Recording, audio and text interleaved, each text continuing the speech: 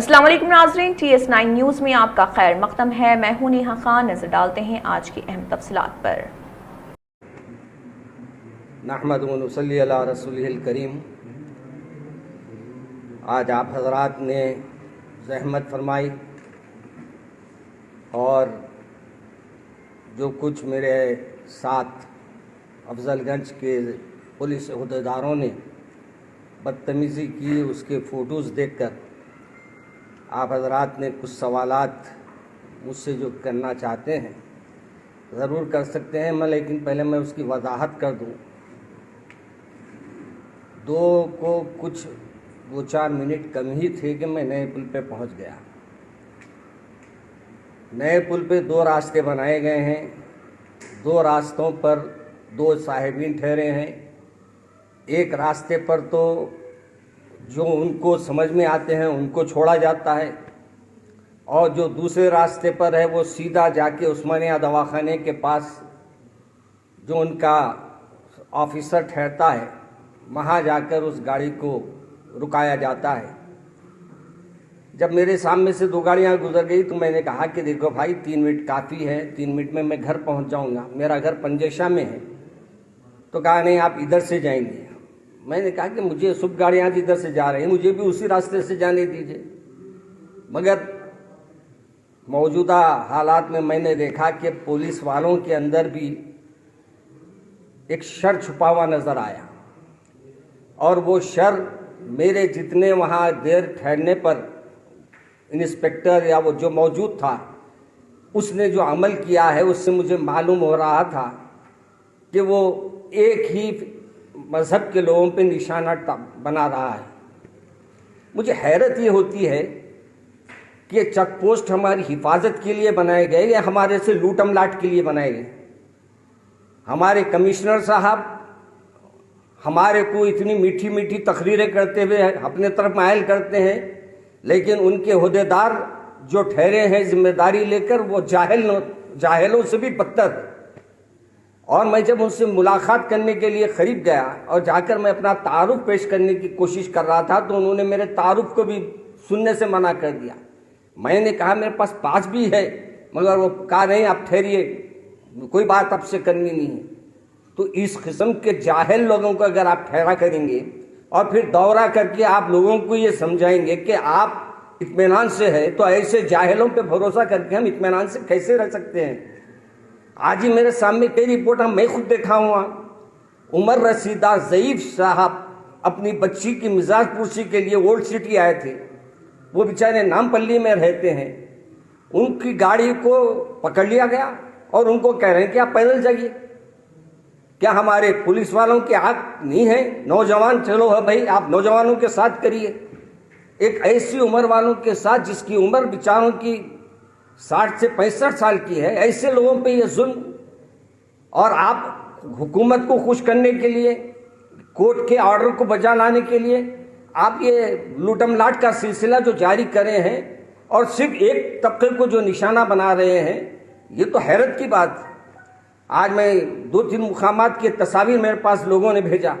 ये सिर्फ मेरे साथ हुआ है। मैं वो जो लोगों को तकरीबन लोग जानते हैं मेरे साथ जब ये अमल हुआ है तो आम पब्लिक के साथ ये पुलिस वाले क्या रवैया इख्तियार करते होंगे, इनके साथ क्या अंदाज इख्तियार करते होंगे। और फिर यहाँ का ACP हमारे, क्या है उनका नाम याद नहीं आ रहा, कोई आनंद साहब है शायद ना, आनंद, फ़ोन किए उनको, उनके ACP को फ़ोन किए। उसके बावजूद मेरे से ये कह रहा है कि इन्होंने मेरे साथ बदतमीज़ी की। मैं बदतमीज़ी करूँगा क्यों? और मेरे को बदतमीज़ी अगर करना रहता तो मैं चौरस्ते पे आके बैठ के पूरे मीडिया वालों को बुलाकर उनके वहाँ बदतमीज़ी करता, मगर मुझे वो नहीं करना था क्योंकि मुझे घर आना था। और मैं एक कमेटी में से आ रहा था, एक मदरसे की कमेटी थी, उसमें गया मियाँपुर। वहाँ से हालांकि मैं 1-12:30 को निकल गया। रास्ते में इतनी ट्रैफिक, और फिर जिधर देखो सिग्नल पड़े हुए। अब सिग्नलों से बचेंगे तो भी आप जुर्माने लगा रहे हैं। अगर आप ट्रैफिक को कैसे उसको छोड़ के हम आगे बढ़ेंगे, ये भी तो हमारे लिए मसला है। इसलिए मैं हमारे होम मिनिस्टर साहब से तो नहीं कहता, मैं होम मिनिस्टर साहब से कहूँ कि उन्होंने क्या होम है ही ना, मिनिस्टर है उन्होंने। बहरहाल जो अब हमारे CP साहब या वो DIG साहब जो ओल्ड सिटी के पहले जिम्मेदारी कबूल दिए हैं, उन्होंने जिम्मेदारियां निभाए हैं, उनसे मेरी गुजारिश है कि ये ऐसे पुलिस वालों पे सख्त एक्शन लिया जाए। और मेरे को अफसोस इस बात पे भी है कि लोग इनसे खैर खाई क्या करेंगे। अभी एक देखा मैं, एक हामिला औरत को लेकर जा रही, उनसे गाड़ी छीन ले रही। ये कोई शराफत है? 15 मिनट पहले 2 से 15 मिनट पहले, चलिए आपके 2 बज गए तो अलग बात है, फिर ऐसे केसों में कौन उनको हमदर्दी करेगा? क्या नहीं तो आप एक एम्बुलेंस हर जगह वहां ठहरा कीजिए। अगर ऐसे कोई हालात हो रहे हैं तो वहां ऑटो खड़ा कीजिए। लोगों को आप जहां गाड़ियां छीन रहे हैं वहां से घर को भेजने का इंतजाम आप कीजिए। ये कौन सा जुल्म है? और फिर हमारे पास जुल्म के ऊपर आवाज उठाने को तैयार नहीं। अब सोच ये होता है कि हमारे पास हमारी कोई बात कोई पहुंचाने वाला नहीं है और हुकूमत को कोई जोड़ने वाला नहीं है। और सीपी साहब तो हमारे सिर्फ बहुत मीठे मीठे तकरीरा कर देते, उन्होंने समझते मैं तकरीरा कर दिया मेरा काम बर्खास्त। मगर हकीकत ये है भाई कि आज के दौर में मैं ये नहीं चाह रहा हूं कि किसी को जज्बात में लाना, मैं ये चाह रहा हूं कि हम कानून का एहतराम करते हैं, आप भी हमारे साथ नरमी का बर्ताव करें।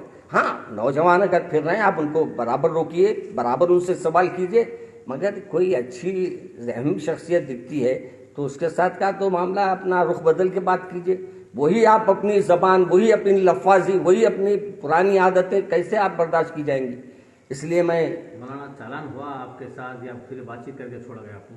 देखिए, मेरे को जहाँ तक इल्म हुआ है कि हमारे बिरादर अंसारी साहब ने बलाला साहब को फ़ोन किया था और फिर बलाला साहब भी वहाँ फ़ोन किए तो उनके सामने भी यही कम वक्त ने कहा है कि बहुत कुछ इन्होंने कहा। मतलब कि मेरे साथ लोग मौजूद थे वहाँ, मैं उनको सिर्फ यही कहा कि भाई मेरे पास भी है, मैं अपनी गाड़ी में आज नहीं निकला हूँ, मेरे पास अचानक मैं निकला था, एक दूसरी गाड़ी में मैं आया हूँ, मेरे को आप छोड़ दीजिए, मैं पंजेशा पे आऊँ। इतनी बात पे वो ये कह रहा है कि मेरे से बहस करिए। ये बहस है? कोई हाथ पे मैं बोला भाई मेरा पास है, देखिए भाई हाथ बता रहा हूँ, मेरे हाथ को हाथ नहीं लगाना।